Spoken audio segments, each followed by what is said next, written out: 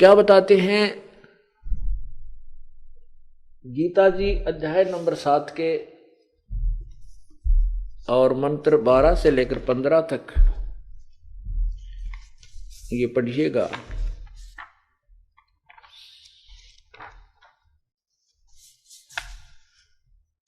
श्रीमद् भगवत गीता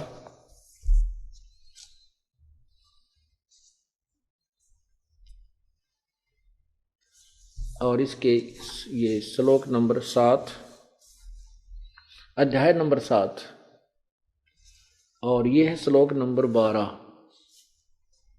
इसमें क्या लिखा है कि और भी जो सतगुण से उत्पन्न होने वाले भाव हैं और जो रजगुण से तथा तमगुण से होने वाले भाव हैं, उन सबको मुझसे ही होने वाले ऐसा जान, परंतु उनमें मैं और वे मुझ में नहीं है। फिर क्या बताया 13वें में लिखा है कि सत ये गुणमयी गुणों के कार्य रूप सात्विक, राजस और तामस, इन तीनों प्रकार के भावों से ये सारा संसार प्राणी समुदाय मोहित हो रहा है। इन तीनों गुणों से परे मुझ अविनाशी को नहीं जानता। अब वैसे तो इसका अर्थ ये है कि गीता ज्ञान दाता ये कह रहा है कि ये सारा प्राणी समुदाय केवल ब्रह्मा विष्णु महेश तक ही सीमित है, इनसे परे मुझे और उस अविनाशी परमात्मा को नहीं जानता। इसका शब्दार्थ ये है गीता अध्याय नंबर 7 के श्लोक 16 का। तो कहने का भाव ये गीता ज्ञान दाता अर्थात ब्रह्म कह रहा है कि ये जो भी भक्त श्रद्धालु मनुष्य हैं ये केवल ब्रह्मा विष्णु महेश की ही पूजा करते हैं और जिस कारण से ये अक्षीणिक सुख को प्राप्त करके तुरंत ही 84 लाख योनियों में कष्ट भोगते रहते हैं। ये मुझे और उस अविनाशी को नहीं जानते। आगे क्या कहता है 14 में लिखा है, क्योंकि अध्याय नंबर 7 का और ये 14 श्लोक है, क्योंकि यह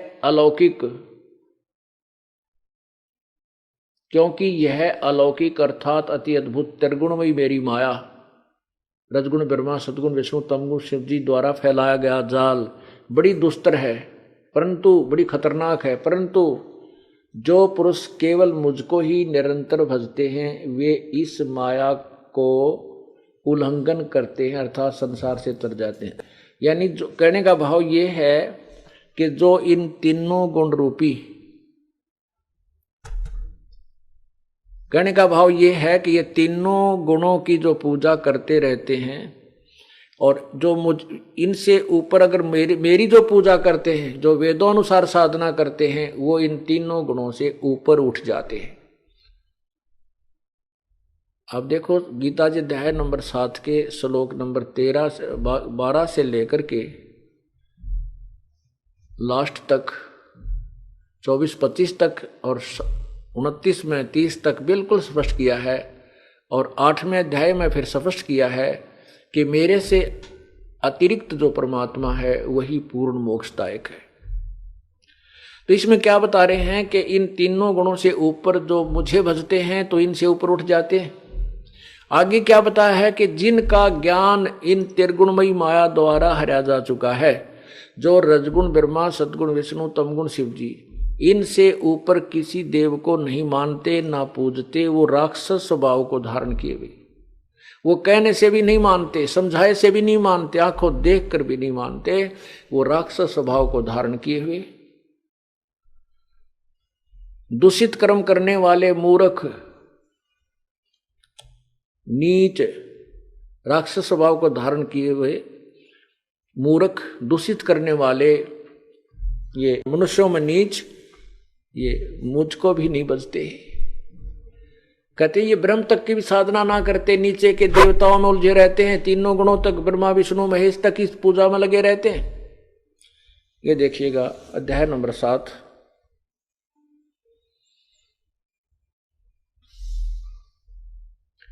और ये मंत्र 15, माया के द्वारा उसी त्रिगुणमयी माया जो यहाँ लिखा नहीं है, क्योंकि यह अलौकिक अर्थात अति अद्भुत त्रिगुणमयी मेरी माया, यही कह इसी का यहाँ प्रमाण है कि माया के द्वारा रजगुण ब्रह्मा सतगुण विष्णु तमगुण शिवजी रूपी त्रिगुणमयी माया द्वारा जिनका ज्ञान हरा जा चुका है, ऐसे आसुर स्वभाव को धारण किए हुए, आसुर माने राक्षस, मनुष्यों में नीच और दूषित कर्म करने वाले मूर्ख मूढ़ लोग मुझको नहीं भजते। अब यहां प्रसंग ये था, परमात्मा क्या बताते हैं, ज्ञानी सुने सो हृदय लगाई, ये मूढ़ सुने तो गम न पाई। अब उनके ऊपर संकेत है कबीर परमात्मा का, जो गीता जी भी उनको मूर्ख राक्षस स्वभाव को धारण किए हुए मनुष्यों में नीच दूषित कर्म करने वाले मूर्ख, उनके लिए बताते हैं परमात्मा कि ज्ञानी सुने सो हृदय लगाई, ये मूर्ख सुने तो गम ना पाई। क्योंकि ये इन्हीं भगवानों में इतने रंग चुके होते हैं कि आंखों देख कर भी इनको त्यागने को तैयार नहीं, इसलिए और फिर क्या करते हैं, मारने मरने को तैयार हो जाते हैं। तो ये राक्षसों के कर्म होते हैं जो सत्य को ना स्वीकार करके और मारने मरने पर उतारू हो जाते हैं, वो राक्षस होते हैं, साधु नहीं होते। ज्ञानी सुने सो हृदय लगाई, मूर्ख सुने तो गम न पाई। गम माने समझ नहीं सकता, इस भेद को नहीं ग्रहण करते।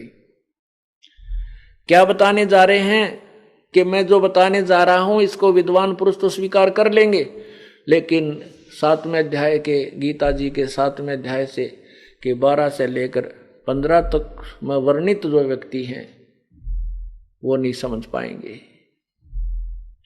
क्या बताना चाहते हैं, मां अष्टंगी पिता निरंजन, ये जम दारुण वंशन अंजन। इस ब्रह्मा विष्णु महेश की, रजगुण ब्रह्मा की, सतगुण विष्णु की, तमगुण शिव जी की के माता तो है, माता पिता कौन है, दुर्गा इनकी माता है, और ज्योति निरंजन ये सदा शिव काल ब्रह्म महाविष्णु जिसको कहते हैं, ये इनका पिता है। मां अष्टंगी पिता निरंजन, ये जम दारुण वंशन अंजन। ये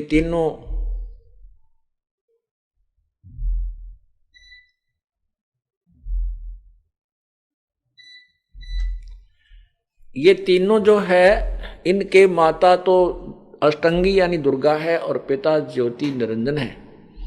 और ये दारुण माने दुस्तर, ये खतरनाक इन्हीं के वंश हैं। रजगुण ब्रह्मा सतगुण विष्णु तमगुण शिव जी, ये दुर्गा और विष्णु के, दुर्गा और शिव के ही, इसके ज्योति निरंजन अर्थात ब्रह्म के ही वंश हैं, इन्हीं के पुत्र हैं। ये खतरनाक है और वही गीता जी बता रही है।